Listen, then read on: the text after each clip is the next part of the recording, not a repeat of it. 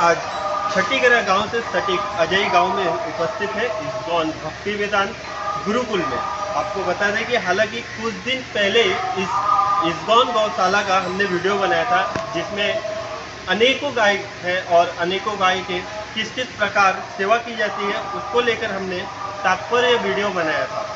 आज हम फिर से इस गौशाला में उपस्थित होने का कारण कि यहाँ पर जो है एक निस्वार्थ गौ सेवक है जो शारीरिक बीमार या कत्ल खानों से गौ को वो निस्वार्थ उनकी चिकित्सा सेवा करते हैं। हालांकि वो इस सेवा को लेकर 24 घंटे तत्पर उपलब्ध रहते हैं। आइए हम जानते हैं उनसे कि वो किस किस प्रकार से गौ माताओं की निस्वार्थ सेवा करने में उपलब्ध रहते हैं और यह सेवा करने का भावना उनके मन में कब से प्रेरित हुआ। हरे कृष्णा। मेरा विकास कुमार है और मेरे गुरु महाराज का दिया हुआ नाम है विनोद आराध्य दास। और मैं पूरे ब्रिज के अंदर अपनी घरेलू जो भी किसान की गौ माता है, घरेलू गौ माता है, उसका निःशुल्क चिकित्सा देने का काम करता हूं। और साथ ही साथ मेरा जो हमारा हेल्पलाइन नंबर है 7895783459। प्रकार से आप निस्वार्थ सेवा करने की भावना आपके मन में कब से उत्पन्न हुई? एक्चुअली हम देखते हैं जब हम अपने घर से निकलते हैं या अपने किसी जॉब से निकलते हैं तो हम देखते हैं कि रास्ते में इतनी गौ माताएँ होती हैं कि जो आपको पन्नी खाते हुए मिलेंगी, जो आपको बीमार घायल मिलेंगे, अवस्था में मिलेंगी। तो ऐसे ही एक बार मैं अपने गांव में, ये बात 2014 की है, मैं अपने गांव में गया वहाँ एक गौ माता का ट्रीटमेंट करने के लिए। तो मैंने देखा, मैंने एक गाय का इलाज किया और वहाँ एक बूढ़ी एक माता जी थी जो अपने घर के अंदर एक गाय रखती थी। तो मैंने देखा कि वो माता है जो वो बेचारी गौ माता का इलाज करने के लिए जब वो इलाज कर रही थी, मैंने उनका इलाज किया तो मैंने उनसे 200 कुछ रुपए मांगे, 200 250 के आसपास मैंने पैसे मांगे। तो माता जी के पास एक पैसा नहीं था कि वो माता जी एक पैसा तो हमें वो दे सके इलाज का। तो मैंने पूछा पड़ोस में, भई ये माता जी कभी इस घर जा रही है, कभी इस घर जा रही है, ऐसा क्यों? तो उन्होंने बताया मुझे कि बेचारे के घर के अंदर लाइट भी नहीं है। एक गौ माता उसने बेचारी सड़क से पकड़ के अपने घर लेकर आई है दूध के लिए, अपने बच्चों के लिए। तो मैंने कहा फिर तो ये तो बहुत बड़ा अपराध हो गया मुझसे, मैं तो बेचारी से पैसा मांग रहा था। तो उसी दिन मैंने प्रण लिया कि मैं 2014 की बात है, उसी दिन मैंने प्रण लिया आज के बाद मैं भी कभी भी किसी किसान से एक पैसा नहीं लूँगा, मुझसे जितना भी होगा इतना मैं गौ माता का इलाज निःशुल्क करूँगा बिल्कुल। लेकिन भगवान की इतनी अच्छी कृपा हुई, मुझे इस्कॉन जैसा मोमेंट मिला और इस्कॉन में भी इतने अच्छे से भक्त मिले, राधाकांत प्रभु जी, जिन्होंने मुझे पूरे ब्रिज के लिए गौ माता की सेवा करने के लिए एक बहुत अच्छा मौका दिया। और राधाकांत प्रभु जी की वजह से मैं एक अच्छा से गौ माता की सेवा भी कर पा रहा हूँ। उन्होंने मुझे पूरी मेडिसिन की फैसिलिटी दी और मेरे साथ एक डॉक्टरी टीम भी दी और गायों को कंट्रोल करने के लिए मुझे टीम दी, जिसकी वजह से आज मुझे कोई रोड पर गाय मिलती है, एक्सीडेंट गाय हो जाती है, उसका ट्रीटमेंट करते हैं हम। अगर कोई घरेलू किसी किसान की गाय है जिसके पास एक पैसा भी नहीं होता, हम उसे मेडिकल पे भी जाने की ज़रूरत नहीं छोड़ते, उसका निःशुल्क पूरा उपचार वहाँ पे हम करने की कोशिश करते हैं। और अगर हमारे पास होता है कि हम उसका इलाज नहीं कर पा रहे हैं, उसकी हम व्यवस्था भी कराते हैं कि उसको वेटनरी कॉलेज तक हम लेके जाएँ। प्रभु जी, इस सेवा को करते करते आपको करीबन, हालांकि काफ़ी अनुभव हो गया रहेगा, कत्ल खाने से भी आप रेस्क्यू करते हैं क्या गौ माताओं सबको? कि गोरक्षक की बहुत बड़ी टीम है ब्रिज के अंदर, वो मेरे अच्छे दोस्त भी हैं जो गोरक्षक हैं, मेरे अच्छे भाई भी हैं। वो गौ माता को जैसे ट्रकों में लोग जो कसाई होते हैं वो ट्रकों के अंदर गायों को लाद के ले जाते हैं, उनको छुड़ाते हैं, प्रशासन की मदद से उनको अच्छी सी किसी गौशाला में पहुंचाते हैं। बेचारी कोई गौ माता घायल भी हो जाती है, कोई गौ माता उसके अंदर ऐसे होती हैं कि एक ट्रक के अंदर कम से कम 50-50 60-60 गाय वो लाद देते हैं। तो उसमें बहुत सी गौ माता ऐसी होती हैं वो मर भी जाती हैं। तो हमें अगर मौका मिलता है तो हम उनका उपचार करते हैं, जाते हैं, देखते हैं।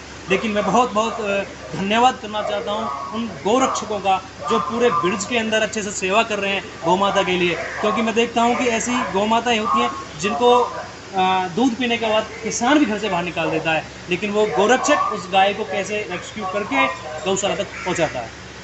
आप चिकित्सा के लिए जाते हैं उस समय भी आपको काफ़ी कठिनाई की सामना करना पड़ता रहेगा।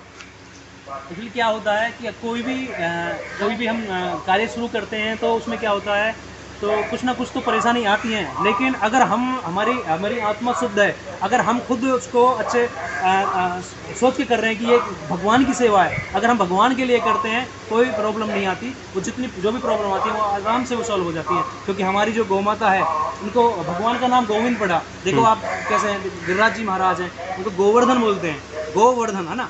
भगवान कृष्ण ने हमको गोविंद के नाम से जो पुकारा जाता है ना। तो क्या है कि हमारी जो भी सेवाएं हैं गोविंद के लिए, कृष्ण के लिए है, तो हमें तकलीफ तो आएंगी, क्योंकि दुखालय के अंदर दुख तो आएंगे। उन दुखों से नहीं घबराना चाहिए, क्योंकि हमारे गोविंद हमारी रक्षा के लिए बैठे हैं, और हमें लग रहा है कि हम सेवा जो कर रहे हैं भगवान के लिए कर रहे हैं, तो डरने की। प्रभु जी, आप गौ सेवा को लेकर बाकी लोगों के लिए क्या संदेश देना चाहेंगे? देखो, मेरा एक उद्देश्य है, मेरा एक सपना भी है कि हर घर एक गाय हो। अगर हर घर एक गाय होगी, हर घर में एक गाय आ जाएगी, तो वो देखो, वो समय जब भगवान थे द्वापर युग में जब भगवान थे, नंद बाबा के पास 9 लाख गाय। मैं सभी भारतवासी, अपने ब्रजवासियों से कहना चाहता हूँ, हर एक ब्रजवासी अपने घर के अंदर एक गौ माता को रखे। अगर एक गौ माता घर के अंदर रहेगी ना, किसी की मजाल नहीं है कि वो गौ माता को काट जाए, गौ माता को उठा के ले जाए, क्योंकि हम लोग अपनी गौ माता को घर से बाहर कर रहे हैं, तब उन लोगों की हिम्मत हो रही है कि वो गौ माता को उठा के लेके जाते हैं। लेकिन अगर हमारे घर के अंदर ही गाय रहेंगी, कौन गाय को उठाएगा? इसीलिए गौ रक्षक मत बनिए, गौ सेवक बनिए। मैं आपको फिर कह रहा हूँ, गौ रक्षक मत बनिए, गौ सेवक बनिए। अपने घर के अंदर एक गाय रखिए। आसपास की जितनी भी गौशालाएँ, हमारे नज़दीक जितनी भी आसपास की गौशाला हैं, वहाँ गौशाला जाइए, वहाँ जाकर उनका देखिए, और अगर वहाँ पे कुछ चीज़ की आवश्यकता है तो वहाँ का उस गौशाला को सामर्थ्यवान बनाइए। क्योंकि हम लोग गौशाला तो बना लेते हैं, गायों को एक गौशाला के अंदर भेज तो देते हैं, लेकिन वहाँ देखने वाला कोई नहीं होता। हर गौरक्षक गौ सेवक बने, और गौ सेवक करेंगे तभी हम लोग आगे बढ़ेंगे, हमारा भारत आगे बढ़ेगा। गाय नहीं रहेंगी, गाय नष्ट हो जाएंगी, तो हम किसी काम के भारतवासी नहीं है, यहाँ तक कि ब्रजवासी भी नहीं है। कौन हमें ब्रजवासी कहेगा?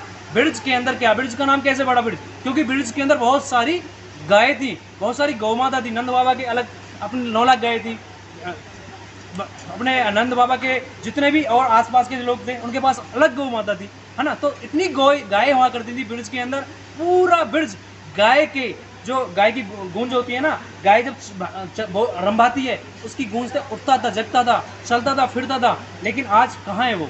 आज सारी गौ माता पन्नी खा रही है, सारी गौ माता कतल खाने के अंदर लोग लाद के लेके जा रहे हैं। बड़ा दुख का विषय है, बड़ा सोच का विषय है कि हम अपने घर के अंदर एक गाय नहीं पाल पा रहे हैं।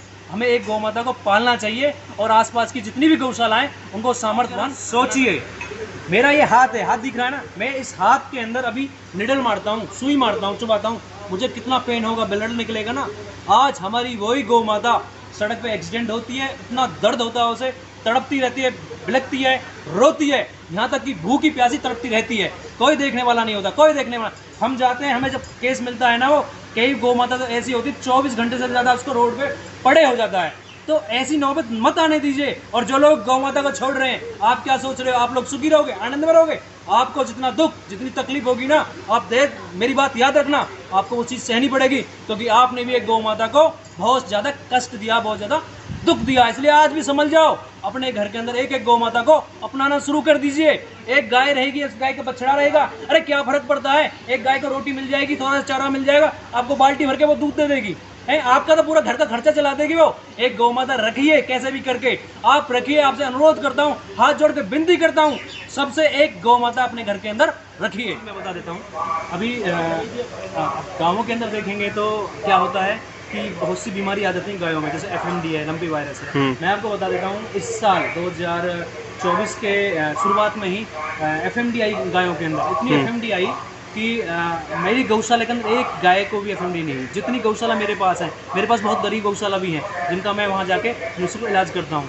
और साथ ही साथ मैं आपको बताऊँ, मेरी गौशाला के अंदर एक भी गाय को FMD नहीं हुई। और अजही गांव, आपके जैत गांव, चौमा गांव, इनमें बहुत गौ माता ऐसी हुई जिनको FMD हुई, लेकिन मेरी गौशाला में एक भी नहीं, क्योंकि हम समय समय पर वैक्सीनेशन करते हैं। और मैं सब किसान भाइयों से भी कहना चाहता हूँ इस वीडियो के माध्यम से, आप लोगों को वैक्सीनेशन समय पर कराना चाहिए। कोई डरने की जरूरत नहीं है, कोई नुकसान नहीं करती, इससे फ़ायदा ही है, क्योंकि गौ माता को जो कष्ट होता है ना बीमारी से, उस कष्ट से आप बचा सकते हो। हरे कृष्ण, हरे कृष्णा कृष्णा कृष्णा हरे हरे, हरे राम राम राम।